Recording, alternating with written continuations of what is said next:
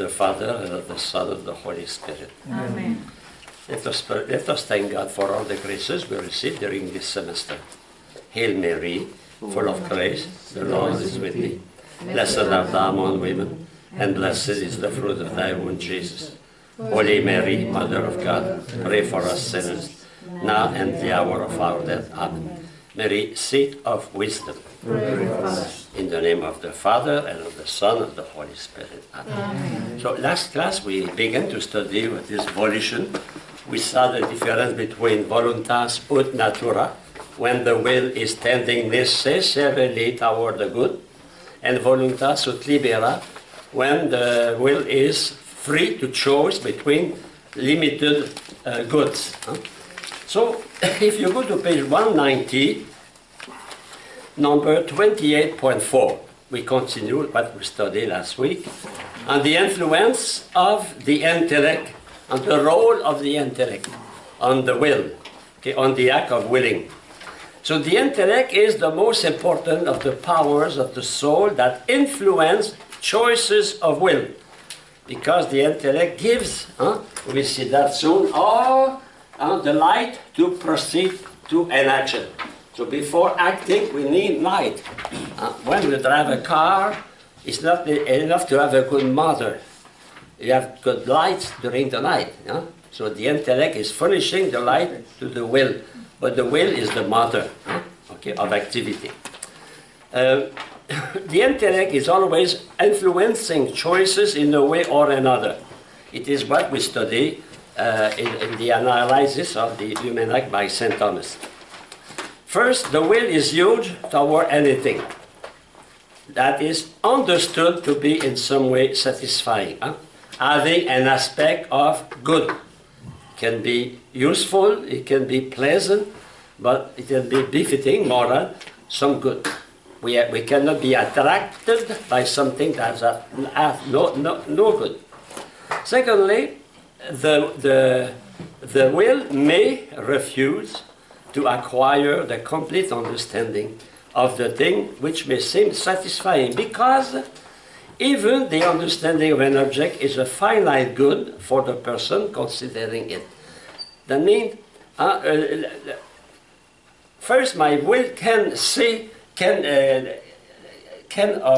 not concentrate my intellect on the object, on the good. And also, even if my intellect presents some object, the will is always free to choose one or the other. So the influence of the intellect is limited by the will. In fact, the will controls the intellect. Yes, when you pay attention, what inclines your intellect to pay attention? It is your will. If you reflect on something, it is because you will to reflect. Okay? So because of this, he may be attracted toward an object that here and now, and here, is considered good, whereas a more completing understanding of the same object will have presented it as undesirable. That means if we don't reflect on the object of the good in front of us, maybe we can find what is good, but in reality is not good for us. In fact, we seek an apparent good. For example, the one who drink a lot to forget his problem. Of course, the good it is to forget his problem, but that is not the best way to forget his problem. To drink too much. Okay? So the will can also be affected indirectly by object of the sense power. That means my will is influenced by the object. I see something very attractive, So I am tending. My sense presents me something very attractive. My imagination transforms that in a beautiful reality. I want to have that, That my senses can influence my will, but I have the control. Even if my senses influence my will, finally, it is not my senses who decide, it is my will. But my senses influence. It is the secret of advertising. Advertising, they don't act directly on your intellect, on your will, they work on your senses to provoke emotion, to provoke desire. That is, in fact, they have a role on you, they have an influence on your power of willing. And the act of the will, of the human act, a wrong conception at the bottom of the page. The acts of the will are often called by the same name as the emotions of the sense appetite, namely love, hatred, desire, fear, anger, and so on. These, however, are not the name of the will's proper act. Rather, they are feeling, emotional passion, and they stay on the sense level. So we will see that little by little, that what sometimes we consider as an act of the will, in fact, is not an act of the will. For example, to desire.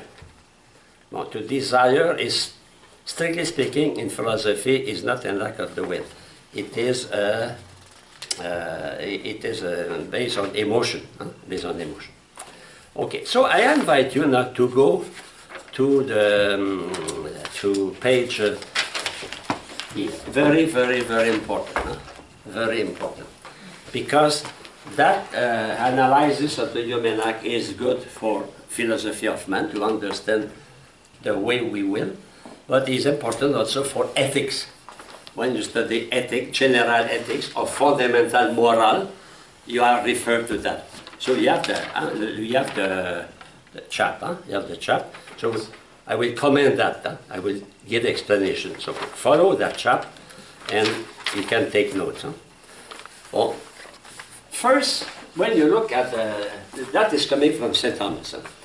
What are the main faculties acting in the act of willing? The intellect and the will itself. Okay, so every act of we call human act. Human act to differentiate from act of man. There is a difference. St. Thomas make a difference between the human act, which is implying a responsibility, and the act of man. And the example St. Thomas gave is fricat barbam. Fricat, scratch my beer. So the time people, they have a beer. I have a beer 4 years ago. I went to Peru. When I came back from Peru, I had a long beer. I came back to Christmas. I was like Santa Claus. And of course, when you have a beer, unconsciously, you play with your beer. That is not a human act. It is an act of man. Like to twinkle. That is an act of man. But you can, you understand, I can give another meaning to an act of man. I can say, when I will scratch my beer, now you will put on the bottom to make the bomb explode, okay? So the intellect, we distinguish three faces, the face of intention, the face of election, and the face of execution. Intention, here be careful, intention is not only to have a good intention, it is to tend toward some object, to tend toward some object. The same thing we saw in studying the intellect, first intention, second intention. So that means that the act of tending toward some object. So in the face, every face is divided in two sections. And every section has a role of the intellect, a role of the will. St. Thomas proved that we cannot act and make any act of the will without precedently have an act of the intellect. To have a human act, a human act. Of course, I can go directly here without using my mind. That is fanatism. That is not a human act. Fanatists, they don't do the fanatic, they don't use their intellect, they use only their will, blind faith. Okay? Now, first, perception of a good. Well, I give you an example. You are jogging, and it is a warm day of summer. And of course, you are sweating and you are thirsty. And you pass in front of a bar or a tavern, and you see many signs. You have here Heineken, you have Coca-Cola, you have Sprite, and so you see something good. You perceive something. Something. So the intellect approves something as good and present that good to the will. Then when you arrive in front of that little restaurant, little bar, or little tavern, your intellect say, hey, there is something good for you, because you run for 5 miles, you lose many calories, so drink a good Coca-Cola and will you have again your calories. Now you need to drink something, it's good for you. What happened? Immediately, on the other side, the appetite will react. You remember the intellect and the appetite, the sense knowledge, sense appetite. Here we have at the level, senses present something good, but my intellect already is working. Not only my eyes see something good, no, my intellect is see, I perceive in that restaurant, in those advertising, something good for me. So if I stop, I can drink something good for me, okay? So that provoked in me a wish, a desire, a liking from something. Not a desire, excuse me, a liking. In Latin we say a veli, a beginning of willing. A beginning of willing. That means, we are tending toward the good, okay? So the will is experiencing an inclination toward this good as suitable and desirable. You see the good not only, when you look at Coca-Cola, you don't see only the molecule of sugar and calcium and potassium in Coca-Cola and the drug. You see something good for you, suitable. I am thirsty, I need something to quench my thirst and give me some energy to continue my exercise, okay? And desirable. Why is desirable? Because there is something good. Suppose you pass in front of a funeral home. Will you be attracted by a funeral home? Not at all. Maybe there is something good for you. You have to prepare your will. But for the moment, there is no attraction. You pass in front of a garage with beautiful car, you're not interested. Your need, you remember, tendency, need, a desire, is that you are thirsty and you want something to satisfy your appetite of water, of liquid. So the first, we have a simple apprehension of a good. That provoke in us an inclination. Now, because I am intelligent, I realize that I have an inclination.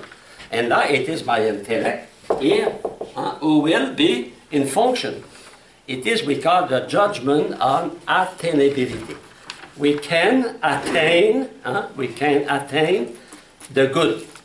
Can I drink? Can I have time? First, do I have time to go to stop and to drink? If I have time, okay. Do I have money? Oh, I forgot my wallet. What happened? You see, it's not attainable. I have no wallet, no money. I continue, Well, if you say, yes, I have money, I have time, it would be good for me. So here we say, the thing can be attained, so the good is possible for me. And when the intellect present to you that capacity of attainability, but you are tending toward that good. You are tending toward that good. You have a tendency, attention toward, intention. The word intention is not first to have a good motivation. That is a second meaning. Here the word intention means I am tending toward a good, that my intellect told me it is valuable, it is okay, you can afford that. So the will tends toward the good. The will becomes an active striving of the will for the attainment of this particular good. So you will stop, you will climb the stairs, you will open the door, you will go to the bar, and you will ask for a Coca-Cola. Or for maybe a beer, I don't know, depend on your wallet and your taste. So there is an active and effective desire to make the wish become an actuality. So they have a desire. But the desire, be careful, is not here, a tendency is not an act of the will. Here, I will say that is the temptation is here. Temptation is here. Temptation, it is when you see something good, apparently good for you, and you can attain it, and you are in tension toward that. But you did not yet consent. Oh, I give you an example, classical, we see. I saw that with the Simpsons. That's something good, the Simpsons. So Homer became the manager of a country singer, beautiful girl, a Christian with a cross here, a country. But, he's a human, so he's attracted by that. But what he does, he takes his car, he comes back, and he meets Marge, his wife. He is faithful to his wife. But he was a tendency. That is tendency. Temptation is that. Temptation is to find something good for us and to be in tension toward that.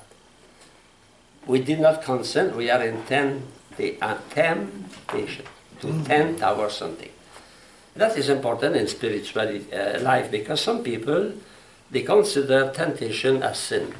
And they think about, for example, suppose there is something in your life and you are furious and you think to kill the person who did that wrong. You think about that.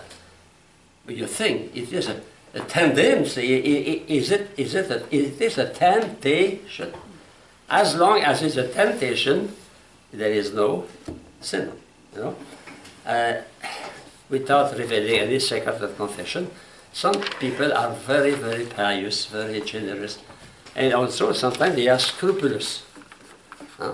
And they say, oh, I accuse, I have many, many bad thoughts. So did you consent to that? Oh, never, never, never, I did everything. If you don't consent, there is no sin. It is temptation. Temptation is that. Temptation, it is to have a natural tendency towards something good. And now, the next step, we pass from intention to erection. So here is a temptation. That is temptation here. Here, temptation. Now you can stop. And to stop, you make an act of the will. In fact, to stop here, you must will. It's an act of the will. But if you continue, is it also an act of the will? That means your intellect now is deliberating. Deliberating. But we can say, oh, is it good to do that? It is moral to do that. Suppose you are somebody is a senator, and bad guys, they want to pass some law, and they offer, you see that one, that suitcase is filled with $100. That is temptation. And what will the senator will do? He will reflect before taking a decision. But even if you cut here, in fact you cut here, why? Because you see that the good you are tending toward is not good for you. And temptation is that. I have a good, but here I reflect on that. Reflection. In my reflection can be, I will do or I will not do. I will to do, I will not to do. That means I will accept that or I will not accept that. So in fact here it is the intellect. The intellect is guiding number 6, the act of the will here, the decision. So I go to number 5, deliberation or counsel. What is the virtue inclining you to think the good decision, to reflect. What is the virtue? Perfecting your intellect in regard of action. We saw Reason. the virtue of Justice. intellect, prudence. Prudence. Virtue of prudence. The virtue of prudence is perfecting all your deliberation, all your action at the intellect. So it is a habit you acquire through practice. So my intellect is weighing the reason for and against the carrying out of the intention and the various means which it may be accomplished. It is the first part of the deliberation. For example, if the senator is offered $1 million to favor a law for some lobbyists or some companies, here is reflecting on that. Am I right to do that? Is it good for me? Is it good for the society? What are the consequences of that, etc.? That is reflection. And here, what is that here?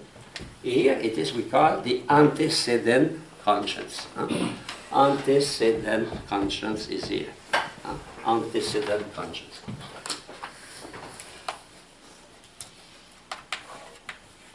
Antecedent conscience. Why? Because before acting, you reflect on what you are going to do. We have, in fact, we distinguish two conscience. We distinguish the antecedent conscience and the consequent conscience after. So in every action, we should always use antecedent conscience. But when I studied catechism, I was 6 years old, preparing my communion, I say, what are the conditions to commit a sin? They say, first, not matter, some matter. Secondly, reflection, sufficient reflection. What is that? It's here. It is the antecedent conscience. After the action, you reflect, what is that? Consequent. Consequent. What is the most important? The more important among both of them, which one? Antecedent or consequent? I think the consequent. Consequent. No, Okay, you kill someone, after that you say, no, antecedent. Antecedent. The antecedent. The most important is the antecedent, because it is the antecedent conscience that will guide you to do something good or bad, After is remorse, conversion. But it's better to avoid than to do something. So that is most important. Of course, a businessman, for example, at the end of the day, he calculates his money. He has a consequent conscience. But the consequent conscience is to prepare the day after. He must be prudent. So in fact, when he prepared the day after, it is antecedent conscience. Before an action, we reflect on that. For example, when you decided to come here in Early Apostle, you have to reflect on that, to discuss on that. It was antecedent conscience. Now you are here after one semester. You say, did I do the best action? Do I choose the best way? We reflect on that after. But the most important is before. It's the same for marriage. It's better to reflect before marriage than after. After, Okay, you understand what I see, Okay. So antecedence is the same as reflection. Reflection. Yes, reflection. Sufficient reflection. Antecedent conscience. What is conscience is to be aware of what I am doing, or what I am doing in the future, I will do in the future. Okay, so at the same time, when we reflect about the action we are invited, the decision we are invited to take, we have also to reflect about the means, because we cannot separate the action from the means. For example, somebody decides to kill his enemy, but he decides to kill, he cannot say, I will to kill, but I will use no means. It's stupid. When you decide to do something, you decide also the means. And the means are number 8 in your paper. So that means when I take the decision to do the action or not to do the action. if you decide to do the action, with this the freedom of exercise, freedom of contradiction, you remember that, when you take a decision, freedom of exercise, freedom of execution. At the same time, you accept to choose one mean. If there is only one, there is no choice. But if there is many means, for example, you want to become a priest, a religious. You have the Jesuit, the Dominican, the Cistercian, the MSC, the Oblate, etc. Yeah, 100. You make a choice. You have, I want to become religious, but I want to enter in a congregation. I want to become priest, I have to go to the seminary, you know. I want to marry, but I have to choose a spouse, a good wife, will support me for the rest of my life. You know, it's not enough to take a decision. When you take the decision, you take at the same time the decision to to use the means. But St. Thomas distinguished two steps in that process. So first, before taking the decision, we reflect. That is the deliberation, first part of the deliberation, or concept. And now, will the intellect by itself stop deliberating? Who will stop the intellect? What stops the intellect in its deliberation? And some people, they are like in the Homer Simpson. They have the Skinner, the director of the school. He's in love with one of the teachers for year and year and year. They are never able to take a decision. They are not able to take a decision, you know. So what will take the decision? What will stop the deliberation? The will. It is the will. Can the intellect by itself stop to deliberate? No. If the will does not intervene, then the intellect will deliberate. So the will must intervene. And how the will intervene? Through a decision. A decision. It is the proper act of the will. Willing first is here. The illicit act is here. That means I decide. What I do, I decide. I decide to do or not to do. I decide to act or not to act. That is the first thing. I decide. I will. I will to do. Suppose I come back to my runner. I decide I will drink something in the bar, and I will take the mean to go to have to go to the bar. You know, the decision. That here begins the moral act. The moral act begins here. Here you have a moral act. Before it was not moral act. The moral act depends on the act of your will. So you understand, huh? My intellect cannot take a decision. My intellect is only a lie to think that is good, that's not good, that's good, etc. Finally, you have to make a choice. Is the reason why, you know, it's not because you are very intelligent, you know all the possibility that you have a man of action. A man of action is a man who is able to take rapidly a decision. If you take 5 minutes, suppose you are a pilot in a plane and you take 5 minutes to take a decision, I think we crashed before. No? But that means the will, the first function of the will is to stop the deliberation and to say, hey, make up your mind, do something, decide, decision, yes or no. You remember we saw to do or not to do. If to do, after that to do this or to do that. Decision here. Choice. Choice. The choice to act. but it's not the same. Because we make a distinction between the choice to act and the choice to take a mean. So I prefer the word decision, decide, to decide, okay? Well, it is the consent, if you want, here, the consent. Consent and decision. Choice. The consent, in fact, is a choice between to do or not to do. But we reserve the word choice more to the choice of means. Choice of means, okay? Well, you can say, I chose to become a priest or not a priest. We said that also. Yeah? In fact, every act of decision is a choice. And a choice is a sacrifice. When you decide one thing, you put apart all the rest, no?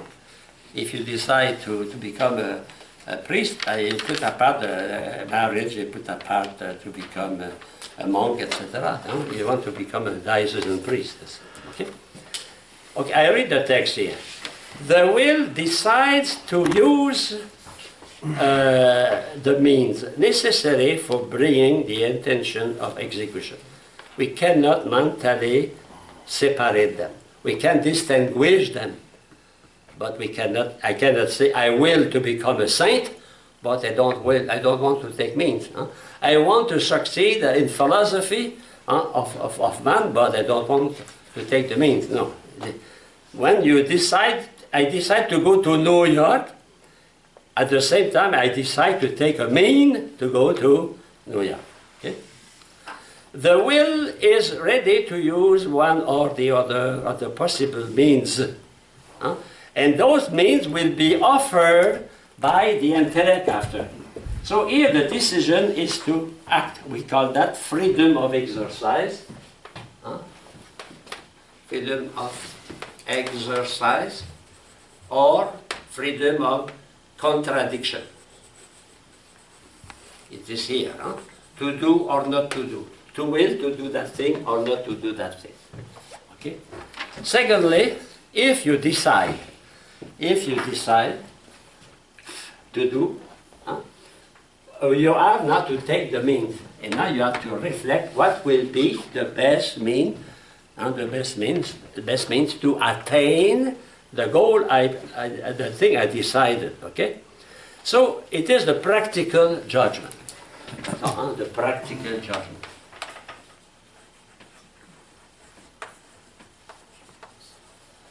And now, my intellect will, knowing my goal, knowing my decision, my intellect will try to find the best mean, and after I have to choose among the means in my intellect.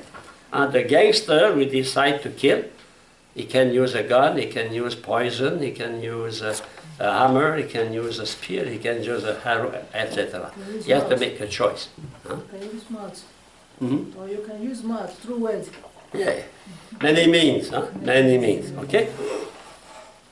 So, so the intellect compares the various means being possible and use and counsels the will to what means are available. Of course, if there is only one mean, but there is no discussion about. Suppose I want to save someone, and the unique way I have is to throw a boy, or you say that, a slide lifesaver. I throw that. There is nothing else, only that. So that I don't discuss a long time. But if I have many, I want to become a priest. I have many congregations, so I have to look at one at the other, you know. And finally, I would think, oh, that congregation seems to be the best for me. But be careful. Is it because your intellect said that is the best for you that necessarily you will take it? No. Because if it was that, it will be the will that will take the decision. The will cannot take the decision. So, deliberation. There is a fable in the Middle Age by a philosopher named Buridan. That philosopher, his tale is that we cannot infinitely deliberate. And he said, if you put an ass, a donkey, at equal distance of two heaps of hay of same quality, the donkey, what he will do? He will look on the right, he will look on the left. Right. But because they are equal, he will not be able to take a decision. What will happen? He will die. He will die. You know? Some people, they are like that. They, all the time, they cannot, and the occasion is no. For example, Black Friday will come soon. No? I suppose a man is with his wife at the store, and he would say, you know, that is good, that is good. Finally, when they are going to take the decision, an old man takes the thing. They miss the occasion. We cannot deliberate indefinitely. We cannot deliberate indefinitely to take a decision. We cannot deliberate indefinitely to choose the means. As soon as I decide to do something, I decide to take the best mean. Maybe when I decide, I don't know exactly what will be the good mean. For example, to become a priest, you have to choose a diocese, but you decide to become a priest. After you choose for a diocese, and finally, when you say, I decide to do that diocese. It's not necessarily the one you can, you know, you are free. If you follow with absolute fidelity the proposition of your intellect, probably we will commit less mistakes. But sometimes my intellect says that, but I think it would be better to me to do that, you know. So that finally I decide the mean. And that is the choice. The choice of the mean we call freedom of choice, of freedom, or freedom of specification. Specification.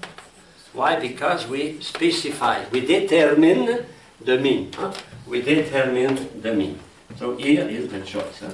The choice of the mean.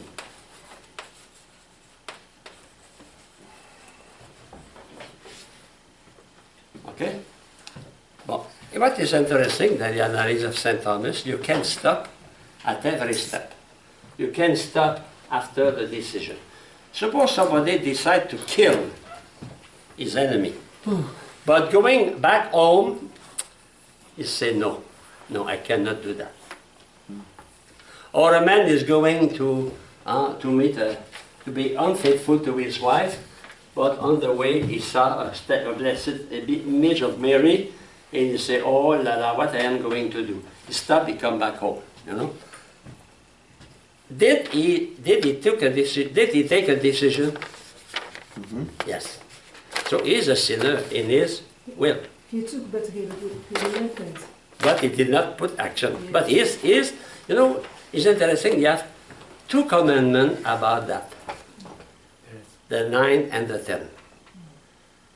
Covet. That is all. Covet. Then the fact you will to do something wrong, immediately you are a sinner. Even if you don't do that. But it is better to stop here than to accomplish the bad action. So I decide to kill. But, you know, going, I say, no. But you decided. So as a good Catholic, you say, I decided I will to kill my enemy. But I changed my mind after. I wanted to go to another wife than my wife, but I changed my mind, you know. I was on the brink of committing adultery, but I stopped just at the entrance of the house, you know.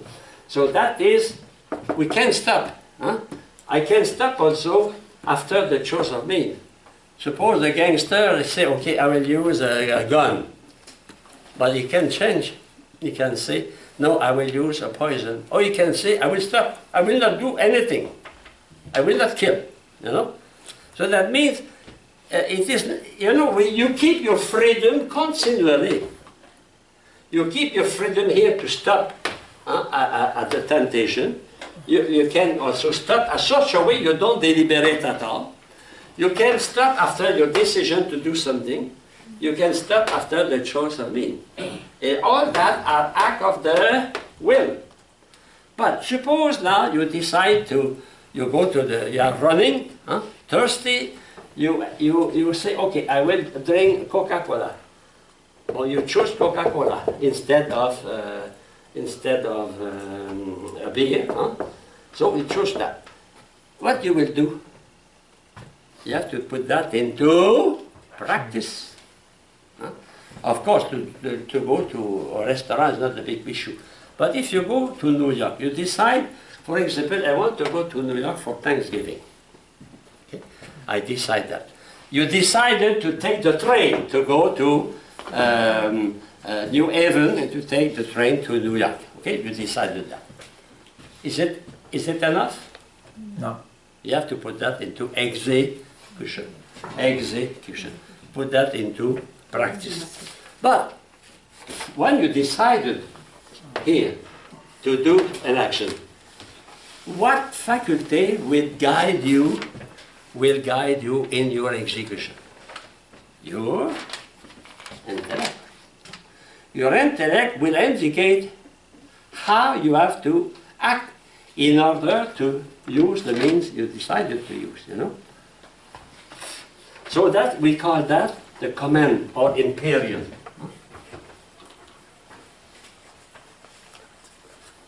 Or in Latin, imperium. Well, I read the text here. The intellect guides, directs the will in the use of the means to carry its decision to execution. Well, because in the act of the will, it's not enough to will, we have to put that into practice. So we have to know how we have to proceed. The commandment of my intellect. My intellect guides my action, indicates me how I have to do. For example, they say, okay, go to New Haven, go to the station, buy the ticket, wait for the train, etc. All those operations must be guided, must be ordered. Orders is to indicate, to give an order. When in the army, the captain or a lieutenant or surgeon or give an order, does he accomplish the order? No. He indicates to the troops, to the soldier, how to do. You understand, huh? How to do. So the order is not on the side of the will. The order is on the side of the intellect. You remember when you study life, we said that in the body there is organization, programmation.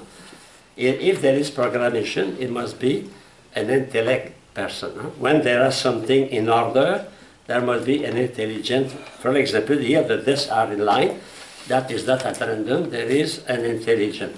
So the intelligence of a man, a woman, indicate how to do. In fact, the intelligence gives order. Order to what? Order to the other powers. To the other powers necessary to accomplish the decision. Here it is all the other powers. Imagination, memory, my physical power, my feet, all that. In fact, all my body, all the powers of my body are commanded by the intellect. But will the intellect accomplish that? No. It will be here. And what is the motor pushing, giving energy to the powers to act? It is the will. It's the reason why we call that here the use of the means. The use of the means. And the use of the power, the different power. So we use the means, using our different power. The will commands whatever powers of mind and body to bring out the desired result.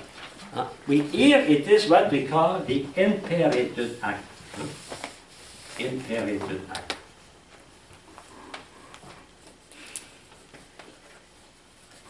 the act commanded by the will. And here, decision, it is the elicited act. The act of the will itself. Elicited act. The act coming from myself. Elicited act. So you have the elicited act here, imperative act here. Imperative. That means the action, the activity of my body, command, or not commanded, animated, pushed by my will. My order are coming from my intellect. My intellect do that like that. 1, 2, 3, 4, 5. My will say that push, push my feet, push my. The will is the power to action, no? The will is the power to action. So the power to action is the will. It's not the intellect. The intellect is the power to illuminate. But the power to action is the reason why the imperative acts are on the side of the will. If I don't will, my leg will not move. If I don't will, I will not take my car to go to New Haven. If I don't. So because I will take my car, I will go to New Haven, I will buy a ticket, I will, etc. I will go get in the train. All those are, we must be aware of that. All our activities are pushed. We are pushed by the power of the will. The power of the will. But the power of the will must be enlightened by the intellect. But it is not the intellect that produces that. That is very important. Socrates, he said if you want, he wanted to change the youth and the young people of Athens because they were not very good, very serious. So he said we have to teach them virtue. If we teach young people virtue, they will practice virtue. That is not true. You can know the law very well and you can also not practice the law, no? Gangsters, they know very well they are not allowed to steal, but they steal. That means the intellect indicate what we have to do, but the intellect will not do. You can form here and educate. Education is here. You can educate. Education is not enough. The word education in French, in Spanish, in Italian, and the word education in English has not the same meaning. You must be aware of that. Education in English is almost exclusively reserved to teaching, to learning, to educate. When you say, what is your education? That means what class did you follow, where did you study, what diploma you have. But in French, in Italian, in Spanish, in Latin, education is much more than that. It's the formation of the whole person, and including the formation of the will, the character, the temperament. It's so well that in French, when the child is not very well polite, we say il n'a pas une bonne éducation. In English, we cannot say that, because he can be very well learned, but very impolite. Same thing in Italian. It's the same in Italian. But in English, education, I learned that, when I wrote my thesis on education at UNESCO, it is there I discovered that education in English is very narrow meaning in comparison of the Latin language, that is the global formation of the whole man. So the education is not only to give order, it is to form the child to take not only good decisions, but to put them into practice. In fact, here, it is where we acquire, we call the habits. The virtues are here. And finally, when I put into practice, I put my feet, one before the other, going to New York. Finally, I arrived to New York. I know, New York City, Broadway, the Twin Tower, they are no more there. But now the new tower, it said, Times Square. Times Square, okay? So what you are aware of that. You have the perception of attainment. Attainment. You perceive that finally you attain your goal. And you attain what you decide to do here. You have the perception. Because the perception is made by your intellect. It is the consequent conscience. Here it is the consequent conscience. Consequent conscience. Here it is the antecedent conscience. Here the consequent conscience. That means at the end we say, yes, I attained. I reflect on that. And if I did well, I am satisfied, happy.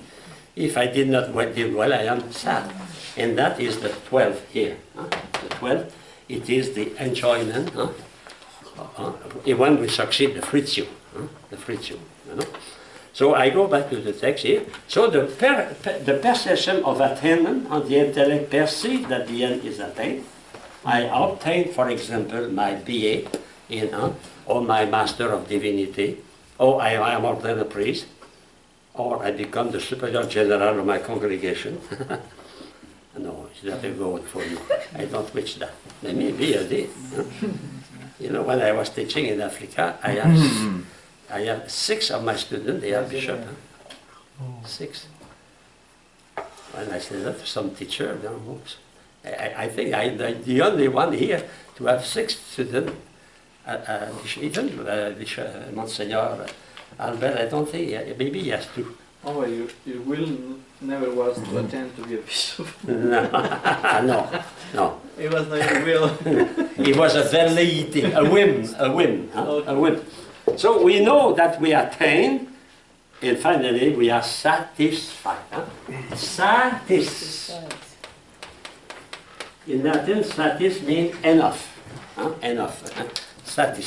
Satisfaction. To make somebody enough.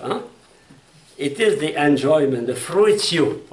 We recall the fruit. Fruitio. Recall the fruit. The will possesses the good aim and striven for. It is filled with delight and enjoyment. It comes to rest filled with satisfaction in its final achievement. So, in fact, when we speak about spiritual reality, we speak more about joy, and the joy of a good conscience, the joy of having won the game, the success, a joy. Enjoyment, I have a good meal, I drink good Coca-Cola or beer, I have a fun, we play good game. That is joy also, but enjoyment. In fact, your cat and your dog don't have joy, but they have enjoyment. For example, like a dog is very clear. When a dog is happy, when a dog is satisfied, what does he do? He wags his tail, no? When you see a dog waving his tail, recently I was in a parish, I told that to you, I think. And the pastor has a dog, but he is deaf. So the poor dog can only smell and see. So when he saw me, immediately he has a little tail about like that. I was sure, so I was sure when I see little, he was very happy. So I hugged him, he was very happy. But I see a dog, and the tail is between his 2 legs, that he don't touch it. He is not secure, he's dangerous. You know, that is, but the joy, when the dog is happy, the tail is going on everywhere. I remember my dog, I told that to you during the night. I was in my room in Africa, no light actually, and I listened to the door on my office, bing, bing, bing. So finally I decided to see what was. It was my dog who was wagging his tail on my door. He was happy. He said, you know, I am here, we are good friends, you know. I'm happy. That is enjoyment. A cat, look at the cat. A cat is drinking milk. After that, you look at enjoyment. Enjoyment. We see that also with babies. Some baby I like so much, I don't think, ice cream, they take their plate and That's enjoyment. Enjoyment. Enjoyment. Okay. Okay. That is important because when you study with philosophy, with teacher, Father Melody, for example, you have to know that. Where is coming the moral act? It's here. The distinction between the decision to do, the decision between freedom of exercise and freedom of choice, or freedom of, that is the same thing. Contradiction or exercise, choice or specification. That is always a choice, but the choice to do or not to do, the choice to use that mean or not the other mean. Okay. I go back now to page 191. After we're going to take a break. So at the top of page 191, it is the three phases. You will see now it is a summary of what I told you here in the first, the intellect, the intent of an end, and the purpose. Secondly, to elect the means, deliberation. To command the activity, to execute. And to rest, the last one, here, fruitio. That is the phase of execution. I enjoy, I understand, I am happy, etc. So if the purpose is to attain a good, one may call act of love. Because love here, don't forget, is an analogical term. Love can be applied to everything that is pleasing to us. It can be an apple, it can be a fruit, it can be a person, it can be my studies, it can be God, it can be, Love is analogical. If they are aimed at destroying evil, one may call them anger. Here you remember what we studied last week. In front of difficulty, the concupiscible appetite and the irascible appetite. So anger is irascible appetite. Okay, and fear also. We remember also what we studied about emotion. There is emotion if there is something good. If there is no good, there is no emotion. Because emotion is provoked by the fact we want to attain a good or not to attain a good. So the best understanding of the act of the will is attained when they are seen in the complex interplay with the act of the intellect, as we saw very clearly in the chart here. Every action of the will is preceded by an act of the intellect. So the intimate relation between the intellect and the will. Saint Bonaventure says the most important faculty is the will. Saint Thomas says the most important faculty is the intellect. Both are right. Are right because both are important and necessary. But finally, which one will continue in heaven? Both. Because we continue to know and to love. Both. Because love cannot exist without knowledge. And the best we know God for all eternity, I hope, we will be together. The best we will love at the same time. Okay? It's the same for philosophy. The best you understand philosophy, the best you love philosophy. But there is no danger of gluttony, I think. Nobody accused to study too much. Okay. First, the various intellectual acts specify the act of the will, because what one wills depends on what one knows. So I cannot act any operation here related to the will if first I do not know. So first is to know, secondly is to will. And that is the secret of a lot of things. In every decision you have to do that. If you want to provoke people to give to a collection on Sunday when you be a priest, you have to use the intellect and their emotion. Okay? If they They do. So each act of the will is prepared and nurtured by an act of the intellect. We cannot separate them. Okay? Now I go to the next paragraph. Relationship between the will and the sense appetite. So the influence of the will on the sense appetite. By willing to think about, to pay attention, I can pay attention voluntarily because I have something interesting to attain. When my sense appetite are excited by something good, of course my will be excited to be attentive to that.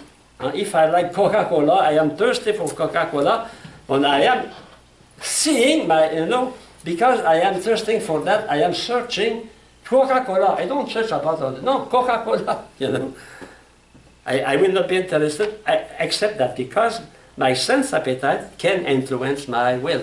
That is very true. It is true because many times here, the first attraction is a sense attraction. For example, love, human love, sexuality, or those who steal, the gangster who rob, the same thing.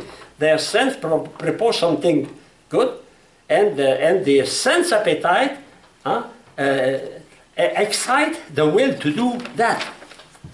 A drunkard, his sense appetite excite his will to find beer, to find alcohol. Those who have the drug addict, their sense appetite excite their will to find money, and they go up to kill to have money to satisfy their appetite. So my sense appetite can influence my will. Okay, but normally my will should be the master. We remember what is the will? Autodetermination, self-mastering. But sometimes my senses can influence my will. And when my senses influence my will, I will more intensively. The more the thing is attractive, the more I can will that. There is a secret of advertising. I told you. That's so beautiful, you cannot not obey that advice. Okay? We can exacerbate passion. Not only we are tempted by something, but we can think only about that. For example, a man who wants to take vengeance, he can think all the time. He put picture, he's going bing, bing, bing, bing. He killed he put 10 pictures of the person, or he throw mud or other thing. So he is exciting himself to do something good or bad. Okay? In sport, we call that warming. He warns himself to take a decision. Okay? Secondly, it often happens that a particular strong act of the will produces a similar passion in the sense appetite.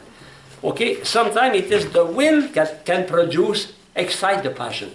The passion can excite the will, but the will also can excite the passion. Can excite the passion. Okay. For example, the will can stir hatred, vengeance. Okay. Influence of the sense appetite on the will, emotion, passion, can warp the judgment, can make me blind, make me blind. And secondly, last page 192, emotion and passion can limit the freedom of the will, indirectly by directing the intellect. My passion can orient my intellect in such a way that I will more the thing I desire. My passion influence, my emotion influence. You have a good example of that, the prejudices. My passion, my emotion can falsify my judgment. In my judgment, because it's falsified, my will can take bad decision. Suffering from fighting also. Some people, they are so tired to fight, fatigue. They say, oh no, let us think go. They don't react. Conclusion. And although the will is free and is supreme command of the human act, in practice, it is often restricted in its freedom by the sense appetite. And that will be studied in ethics when you study the voluntariness and the limit of the voluntariness. The second semester we will come back on that. What can limit my will? What can limit my voluntary? And my emotion, my passion can limit my voluntary, either playing on the intellect or exciting my will itself. Because my will is an appetite, So they are in the same thing. Huh? Okay. I will stop here. You take 15 minutes, and we come back for the last chapter about man and human person.